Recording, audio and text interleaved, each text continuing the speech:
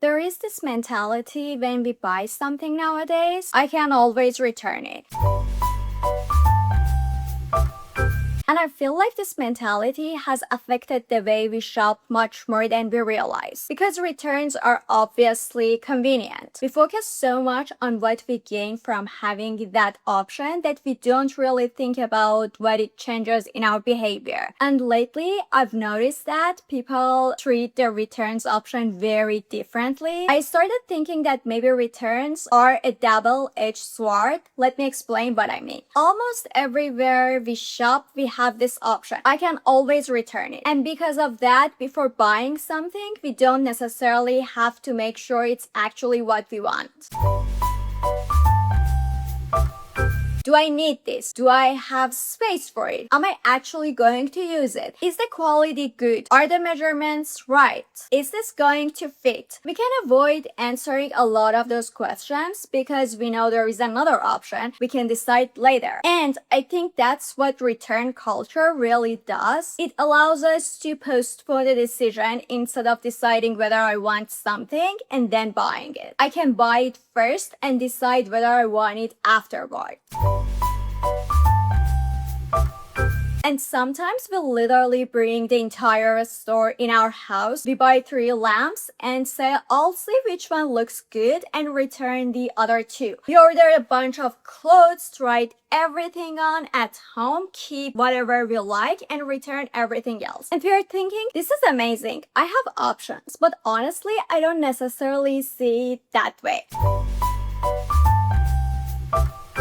Because there is a hidden labor involved in returning things, and I feel like the decision has to happen at some point. There is no way to skip it. If you are buying a lamp, for example, at some point you have to figure out whether the size is right, whether the color works, whether it fits the space, whether you actually need it. And honestly, right now with AI, there are even more ways to make that decision before buying something. If I want a lamp for my apartment, I can take a photo of a space, take a photo of the lamp, and actually visualize what it could look like in my space. IKEA also has this tool that lets you visualize your furniture in your space. We have measurements, we have reviews, we have photos, we have so much information available to us. So sometimes I don't think the problem is that we can't make the decision. We don't want to make a decision yet. And that's the thing. You cannot avoid the decision forever. You're just postponing it. And once the thing arrives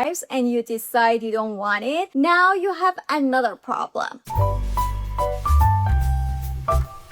You have to return it. You have to keep the packaging. Remember the deadline. Find the receipt or the email. Generate the return label. Pack everything again. Take it to the store or drop-off location. Maybe stand in line. Whatever the process is, you created a future chores for yourself at the moment of purchase. Because you didn't want to spend the time making the decision then, and now you have to spend the time dealing with it later. And I also think having more options isn't always a good thing. Sometimes having the option to return something makes the original decision feel so insignificant that we don't give it enough thought. And trust me on this, the mental clutter before the physical clutter is real. Personally, I cannot tolerate having something in my apartment that I know I have to return. It's sitting there because obviously I'm not going to put it away, so physically it's clutter, but it's also in my head. Every time I see it, I'm like, I need to return that. I need to find time to go there. When is the deadline? Now this stupid thing I didn't even want has somehow become a chore. And sometimes we don't return it at all. We procrastinate. The deadlines passes and eventually we're like, you know what? I'll just keep it. But you didn't want it, now you have spent money on something you don't particularly like. You're probably not going to get much use out of it, and it's taking up space in your house. Now it's literally just clutter. So when people say free returns, I always think free for whom? because I'm still paying with my time and paying with the mental clutter. I'm dealing with the packaging, the transportation, the processing of the return. That's not nothing. I've made a lot of videos about clutter, consumerism, things we buy that we don't need, and even the things we buy for the person we think we are going to become. And all of these things are connected because every unnecessary purchase eventually has to go somewhere. It becomes another thing we have to store, organize, clean, return, sell, donate, or eventually throw away. So I don't want something that's supposed to make shopping easier to make me a less thoughtful shopper. But I also don't want to pretend I'm completely against returns. I'm not, especially with online shopping. Honestly, almost everything in my life at this point is online shopping. And when you're buying something online, you haven't actually seen it, touched the material, or tried it on. Sometimes the color looks completely different in person. So having the option to return something makes complete sense. I still try to be careful before ordering. I check the measurements, look at the dimensions, look at the color, read about the material, and try to figure out as much as I reasonably can beforehand. But sometimes you receive something and it just doesn't work. Of course, you should be able to return it. The return option itself isn't a problem. The problem is when the return option becomes a part of a reason you bought something you weren't sure about in the first place. And then there's another category of people,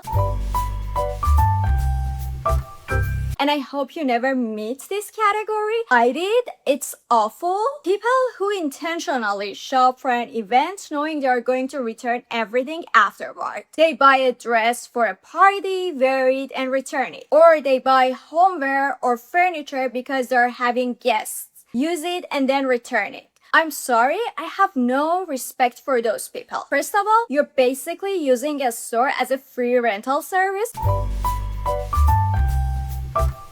But also, and maybe this is just me, the amount of time you have to find a thing, bring it home, use it, keep everything in perfect condition, package it again, and then go return it. I'm sorry, I have respect for my own time. I genuinely have better things to do with my life, but that category exists. Those people are among us. And I think that's where having a very generous return culture can sometimes create this mentality that the system is there to be abused. And then there is something I find really funny because it's almost the complete opposite of return culture: final sale.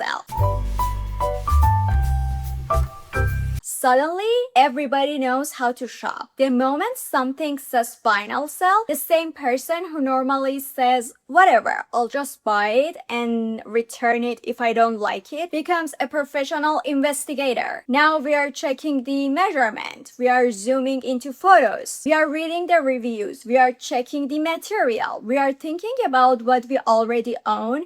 We are considering every possible scenarios because suddenly we have to make a decision. There is no I'll decide later, and I think that's interesting because it proves that we're perfectly capable of being thoughtful shoppers when we have to be. So maybe we should bring a little bit of that final sale mentality into normal shopping. Even when something is returnable, shop as though you're actually planning to keep it. Make the decision before you press buy. And then, if something genuinely goes wrong, if it doesn't fit, arrives damaged, looks completely different, whatever, that's what the return policy is there for. So yes, I think returns are a great option, but I also think we've developed a whole culture around them, and sometimes we are abusing the convenience. And maybe the question shouldn't always be, can I return it? Maybe the better question is, if I couldn't return this, would I still buy it? Because if the answer is no, maybe you don't really want it. Anyway, I want to know what you think. And be honest, do I have anyone watching this who is abusing the return options? Let me know in a comment section. I'll see you in the next video.